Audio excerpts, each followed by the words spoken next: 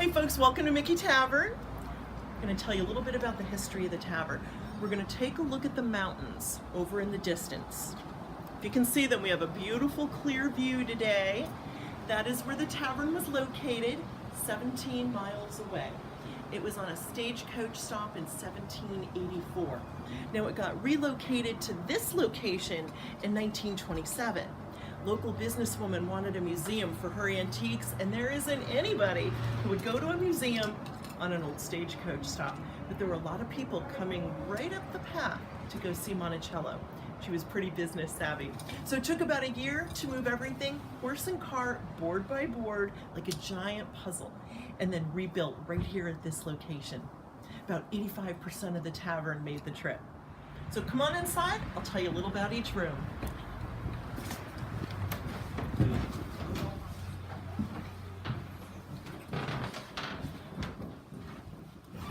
The other door is one that goes to the outside building. So we're in the tap bar room. In the tap bar room, there was eating, drinking, smoking, and a lot of illegal gambling that William Michie was totally okay with because he was sheriff. He multitasked. Now, one of the staples they would have is punch. They would squeeze some fruit, they would put it in the bowl, they would mix it with spices, with sugar, with water and alcohol, usually rum, and they would mix it all up and then pass the bowl. You thirsty? Have a drink.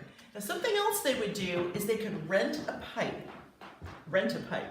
They could buy a little chunk of tobacco. When they're done smoking it, they break the end off and it's ready for the next person. That's why it kept getting smaller and smaller. We are in the public bedroom. Now in 1784, the bedrooms were very public. The beds, they were first come, first served, and you had to introduce yourself to the stranger you were sharing with. That was good manners. Now if you got here late, you were on the floor. Not always a bad thing. And so you're here in the middle of the night, the beds are full, the floor is packed with people, and you have to go potty. Well, they had a porta potty just for you.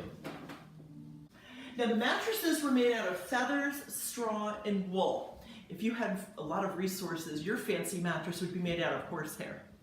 But what they had was a leather pallet that would cover the ropes, and that would keep your elbows and your knees from going through when you rolled over at night.